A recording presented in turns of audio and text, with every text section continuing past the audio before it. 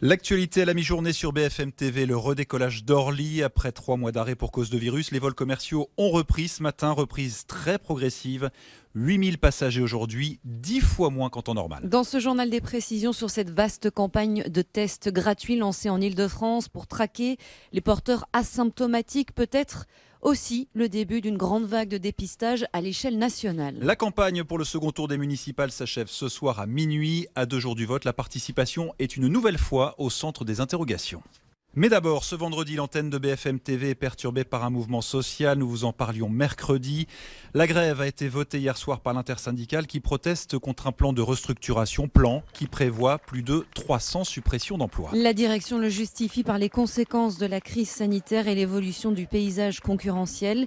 Les salariés le jugent totalement disproportionné. Ils s'inquiètent pour eux et pour les futures conditions d'exercice de leur métier.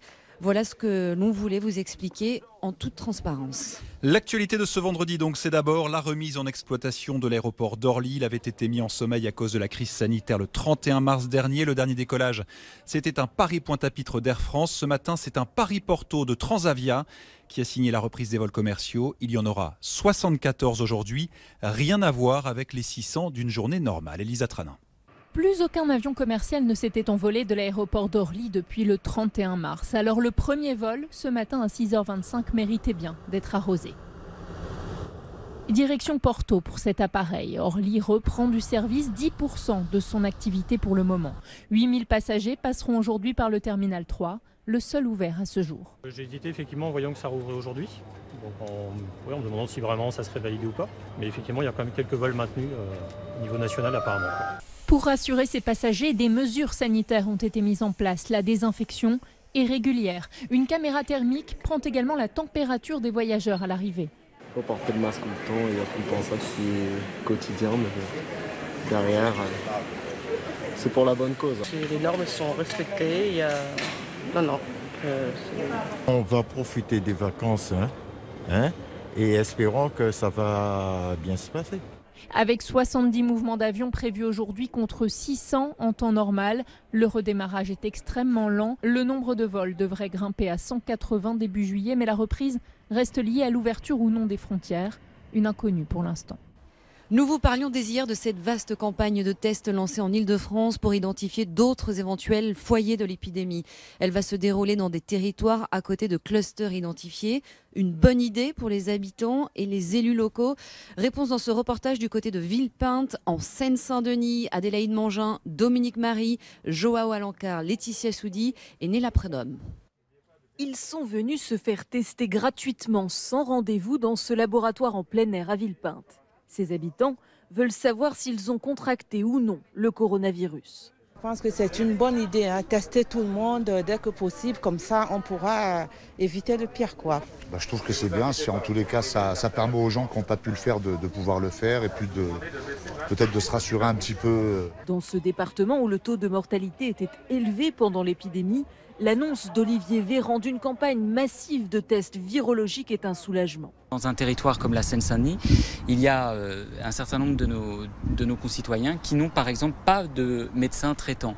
Et donc la nécessité d'avoir une ordonnance pour accéder aux tests, notamment sérologiques, c'était une barrière, un obstacle supplémentaire pour un certain nombre d'habitants. Cette campagne vise notamment 30 communes d'Île-de-France. Plus d'1 million de personnes vont recevoir des bons de l'assurance maladie et pourront effectuer un test, même si elles n'ont pas de symptômes. Les laboratoires sont prêts. En tout cas, nous, on est à la disposition des ARS sur le plan local pour participer aux campagnes. Et, on est prêts. Après, on est à la disposition des ARS et des plans du gouvernement. L'objectif des autorités, identifier les personnes asymptomatiques vecteurs de transmission du virus pour éviter la formation de nouveaux clusters.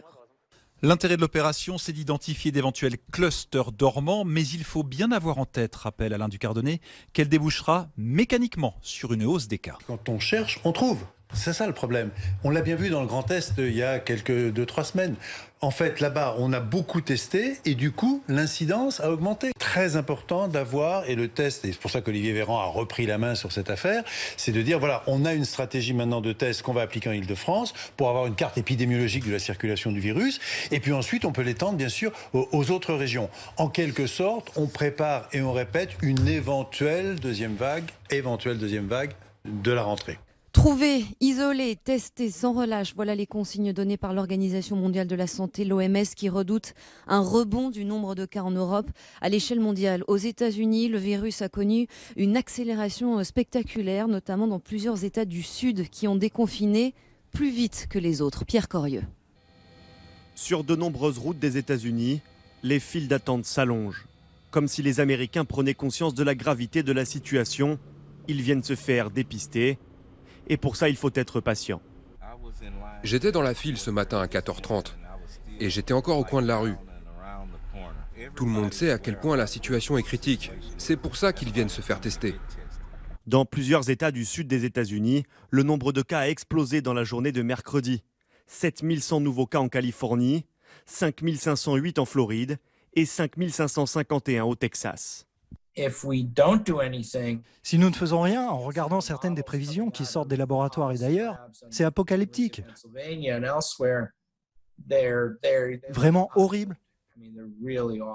Ces États font partie de ceux qui ont procédé à un déconfinement rapide. Certains hôpitaux y sont déjà saturés. Portez un masque. C'est la chose la plus importante que vous puissiez faire pour ralentir la propagation du Covid-19. Le nombre de personnes qui décèdent chaque jour à cause du coronavirus est toujours très élevé dans le pays, 700 en moyenne. L'Organisation mondiale de la santé a prévenu qu'un confinement général pourrait être nécessaire afin d'endiguer l'épidémie aux États-Unis. La justice en France avec pour la première fois un homme jugé devant les assises pour des crimes commis en Syrie. Il s'appelle Tyler Villus, c'est un cadre de Daesh. Il connaissait Abdelhamid Abaoud, il est soupçonné d'avoir appartenu à des unités responsables de torture et d'exécution. Son procès s'est ouvert hier. Alexandra Gonzalez, Justine Fontaine avec Anne-Sophie Varmont. Tyler Villus a pris la parole durant 1h15. Il est revenu sur son séjour en Syrie et n'a pas nié son engagement auprès de l'État islamique. Plus je m'éloignais de la frontière turque, plus je m'enfonçais dans mes convictions et le djihad. Tyler Villus, 30 ans, est jugé pour son appartenance à une entreprise terroriste, pour direction d'un groupe de combattants étrangers et pour meurtre aggravé. Car en 2015, il est présent aux côtés de bourreaux sur une scène d'exécution publique. C'est la première fois qu'un Français est jugé pour direction d'un groupe terroriste en lien avec l'État islamique. C'est la première fois qu'un revenant est jugé pour des meurtres commis sur le sol syro-irakien. Une ombre plane également sur ce procès, celle des attentats du 13 novembre. Car si le rôle de Tyler Villus n'a pas été établi dans l'élaboration de l'attaque et qu'il n'est en aucun cas jugé pour ces faits, il a côtoyé de nombreux cadres de Daesh. Tyler Villus a été en lien avec plus de la moitié des gens qui ont composé les commandos du 13 novembre à Paris. Il a été en lien avec Najim Lachraoui, l'artificier des attentats du 13 novembre et du 22 mars. Il a été en lien avec Chakib Akroub, qui est un des tueurs des terrasses. Le procès se tiendra jusqu'au 3 juillet. Tyler Villus risque la réclusion criminelle à perpétuité. Il est rare qu'il commente l'actualité, même quand cela le concerne, mais cette fois, Nicolas Sarkozy est donc sorti de son silence après les révélations sur les écoutes de grande ampleur menées par le parquet national financier dans le cadre d'une enquête le concernant. Des ténors du barreau surveillés, car soupçonnés d'être une taupe. Enquête grand angle, Valentin Demey, Stéphanie Zelati. C'est une enquête menée dans l'ombre entre 2014 et 2019. Une affaire, celle des écoutes de Nicolas Sarkozy et de son avocat Thierry Herzog. Au-delà de la surveillance des deux hommes, nos confrères du Point révèlent que les juges auraient épluché aussi les factures téléphoniques de certains avocats proches de l'ex-chef d'État et de son conseil. Leurs relevés téléphoniques sont décortiqués pour tenter de savoir s'ils auraient pu informer leurs confrères. L'institution judiciaire elle-même aurait été scrutée. Les enquêteurs ont obtenu la liste de tous les appels entrants ou sortants du parquet national financier et même d'une juge d'instruction. Une violation du secret professionnel s'insurgent les magistrats, dont certains envisagent déjà de porter plainte. Il est tout aussi important de savoir, ou plutôt peut-être de ne pas savoir, qui a appelé quel avocat, plutôt que de savoir aussi ce qu'ils se sont dit. Il faut que ce secret professionnel, un jour, prenne corps d'une manière claire et ne permette plus des situations telles que celle-là. D'autant qu'après des années d'enquête, jamais les juges n'ont pu prouver quoi que ce soit. Et l'affaire a été classée sans suite en décembre 2019. Les choses s'emballent quand il s'agit de Nicolas Sarkozy. Tout de même, cette enquête parallèle, elle est en elle-même injustifiable. On a utilisé des moyens qui sont effectivement déloyaux, avec une enquête qui a dormi pendant 3 ans. Pendant qu'on demandait l'enquête, on nous disait que des investigations étaient en cours, et en fait, l'enquête dormait. Dans un tweet, Nicolas Sarkozy enfonce le clou. Je n'exprime qu'une seule demande, le respect de l'état de droit. En conséquence, toute la vérité doit être établie sur les circonstances qui ont permis cette invraisemblable accumulation de manquements et de dysfonctionnements. Nicolas Sarkozy, injusticiable, pas tout à fait comme les autres. Son procès dans le cadre de cette affaire Paul Bismuth doit s'ouvrir en novembre prochain. Nous sommes à 48 heures du second tour des municipales. Un peu moins de 5000 communes sont concernées. Ça représente 16 millions d'électeurs. Mais combien se déplaceront vraiment dimanche ? La participation au premier tour avait été historiquement basse. 45% pour une élection qui traditionnellement attire les foules. Et pour le second tour, ça s'annonce tout aussi faible. Illustration à Auxerre avec Élise Phillips et Sébastien Rio. Auxerre, 38 000 habitants et des électeurs un peu désabusés par les municipales.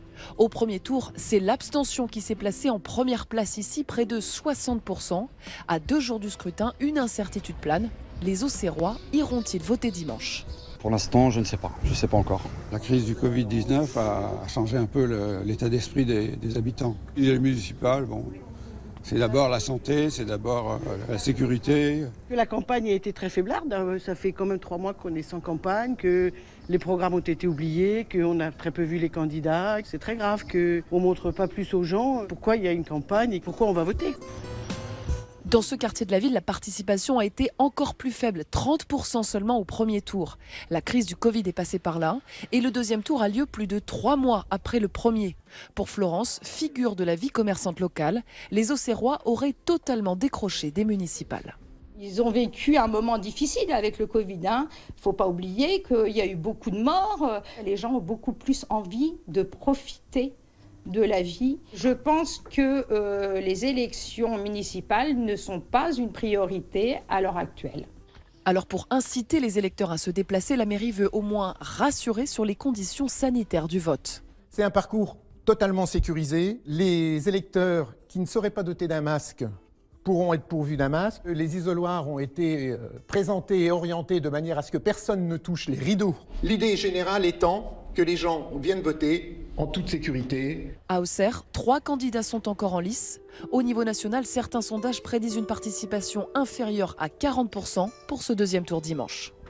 Et dimanche, ce sera l'une des villes où les résultats seront suivis avec une attention particulière. Le Havre, où le Premier ministre est candidat à un nouveau mandat. Dernier jour de campagne ce vendredi pour Édouard Philippe, qui a recueilli au premier tour 43% des voix face au candidat communiste Jean-Paul Lecoq avec 35% des suffrages.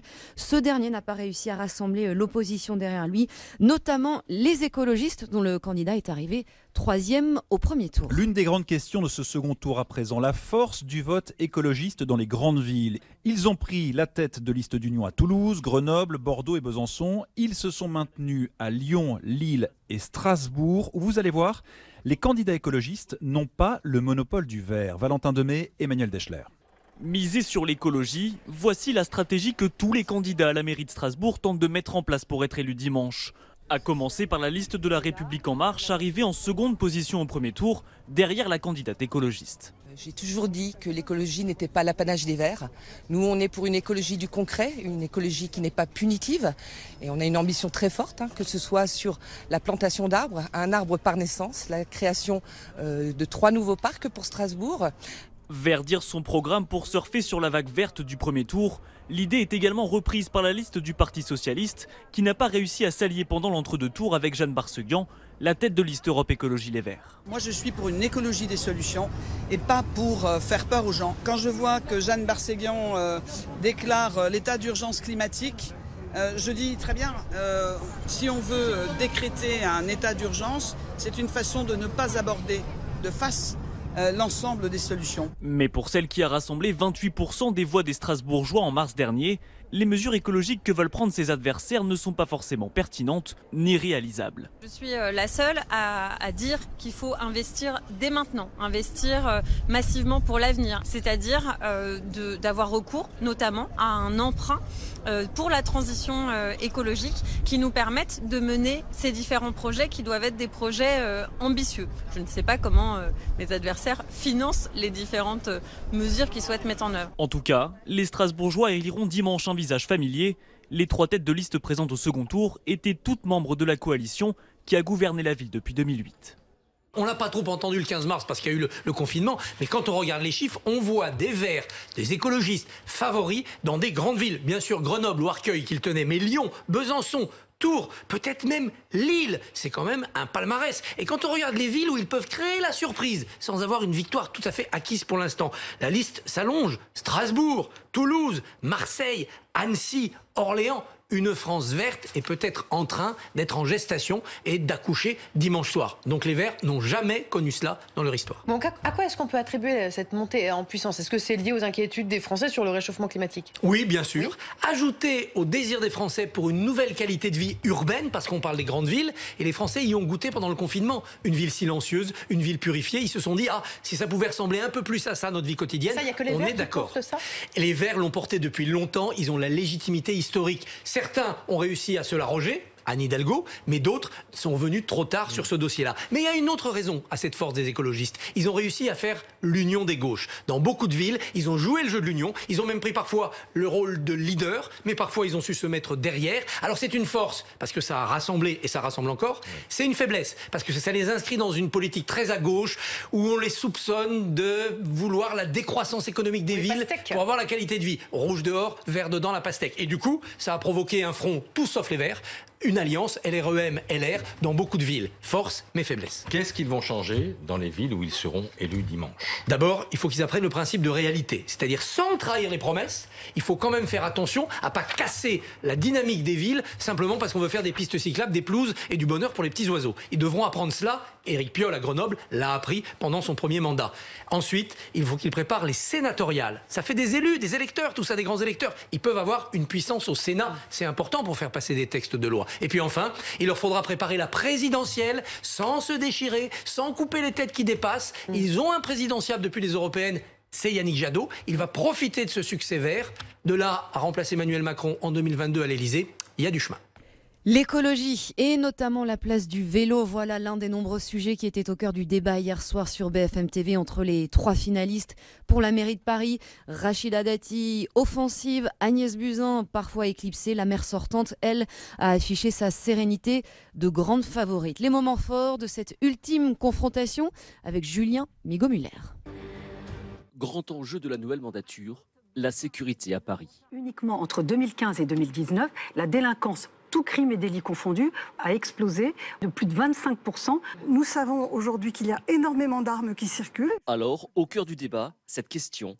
Faut-il armer ou pas les policiers dans la capitale? Et que cette police-là, y compris dans le rapport à la population, n'a pas, de mon point de vue, à être armée. On voit bien que les policiers sont des cibles aujourd'hui de terrorisme. Donc on ne peut pas imaginer qu'ils se promènent dans les rues de Paris la nuit sans armes. Sur cette police municipale armée, installée dans chaque arrondissement, réactive et qui soit en complément de la police nationale. Autre sujet qui divise les 3 candidates, la place du vélo à Paris. Je suis très favorable au vélo. D'abord comme médecin, parce que c'est très bon pour la santé, parce que ça réduit la pollution, mais je ne serai jamais favorable à du 100% vélo, parce que je trouve ça discriminatoire. Ce que la rue de Rivoli nous montre aujourd'hui, c'est qu'il y a 15 000 cyclistes par jour qui l'empruntent. On n'a jamais eu si peu de voitures à Paris, et nous avons eu une augmentation de la pollution en raison d'une part des embouteillages générés alors qu'on a peu de voitures. Quant à la propreté, Paris est sale. Madame Hidalgo disait oui, mais c'est la faute des autres, les citoyens, on n'est pas civiques. Pendant le confinement, il n'y avait personne. Alors s'il y a peut-être un responsable, c'est peut-être les rats. C'est vraiment désastreux dans les vies. Je pense que sur le plan de l'hygiène, ça n'est pas bon. Il faut aussi que l'on puisse sanctionner les comportements irresponsables et les comportements irrespectueux. Comment?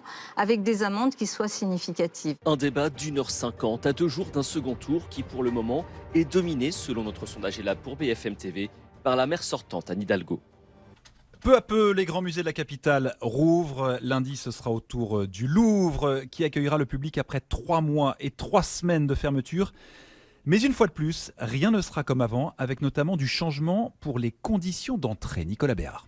Avant que tout s'arrête, on se bousculait tous les jours pour la contempler. Aujourd'hui, seule dans sa salle, la Joconde attend le retour de ses admirateurs.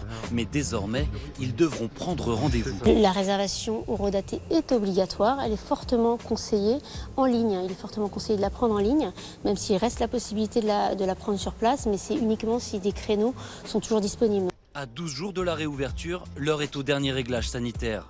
Parcours fléché, masque obligatoire et vestiaire condamné. Toutes les ailes ne seront pas ouvertes. Seul 70% du musée sera accessible. On a essayé d'ouvrir une grande partie du musée et on s'est concentré effectivement sur les espaces les plus appréciés et avec une attention particulière pour le public familial, le public avec enfants, avec les antiquités égyptiennes qui, elles, seront ouvertes en intégralité sur toute la période. Après 99 jours de fermeture, le Louvre sort de son sommeil forcé. Un sommeil qui lui aura coûté très cher. La billetterie plus les locations d'espace, etc., c'est à peu près 10 millions d'euros par mois. Donc là, nous dépassons les 40 millions. Pour autant, il est difficile d'estimer pour l'instant les pertes à venir. Tout va dépendre de la fréquentation, si le public européen est au rendez-vous. Le Louvre s'apprête à retrouver à peine un quart de sa fréquentation habituelle, soit 10 000 visiteurs par jour contre 40 000 avant l'épidémie. L'occasion de redécouvrir le musée le plus fréquenté du monde et ses 30 000 œuvres de manière très distanciée. Dans un instant, la météo nous le confirmera, les températures se sont bien rafraîchies en France pendant 3 jours. On a eu un petit avant-goût de chaleur estivale. Il y avait du monde sur les plages, crème sur la peau, lunettes de soleil sur le visage et coronavirus en tête. Reportage à Fréjus de Charlotte Mesurol et Benoît Ruiz.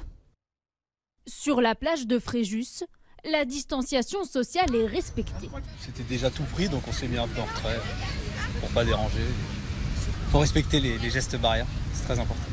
Des serviettes à 1 mètre d'écart, même entre amis. On s'est tous mis un peu loin les uns des autres, donc c'est dire à quel point ça nous intéresse. Un respect qui rassure les plagistes qui se sentent en sécurité en plein air. Déjà, je pense qu'on est moins en danger que dans un lieu clos, type commerce. Enfin voilà, donc là il y a de l'air, ça circule, mais être collé, non, ça, je pense qu'il vaut mieux être encore vigilant. Et pour les activités nautiques aussi, tout est prévu. Les gilets, moi j'y touche pas, il n'y a que les clients, donc ils prennent leur gilet tout seuls et ils vont directement au jet. Direction ensuite les jet skis que seuls les clients peuvent toucher. Et en fin de balade... Une fois qu'on arrive là, la procédure, le client, il se rince à la petite douchette, prend son gilet, le met dans le bac. Alors suivez-moi, hop, je vais vous faire voir le bac. Donc voici le bac. On met les gilets dans le bac, on les badigeonne un petit peu. Le matériel est ensuite nettoyé pendant une demi-heure avec un produit virucide pour éviter toute transmission du virus.